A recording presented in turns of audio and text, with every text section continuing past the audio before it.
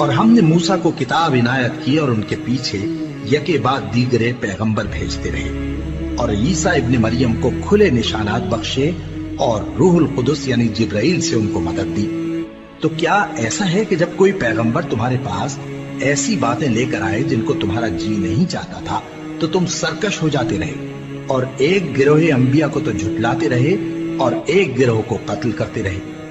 اور کہتے ہیں ہمارے دلوں پر پردے ہیں؟ نہیں، بلکہ اللہ نے ان کے کفر کے سبب ان پر لعنت کر رکھی ہے، بس یہ تھوڑے ہی پر ایمان لاتے ہیں۔ اور جب اللہ کے ہاں سے ان کے پاس کتاب آئی جو ان کی آسمانی کتاب کی بھی تصدیق کرتی ہے، اور وہ پہلے ہمیشہ کافروں پر فتح مانگا کرتے تھے، پھر جس چیز کو وہ خوب پہچانتے تھے جب ان کے پاس آ پہنچی تو اس سے منکر ہو گئے، بس کافروں پر اللہ کی لعنت۔ جس چیز کے بدلے انہوں نے اپنے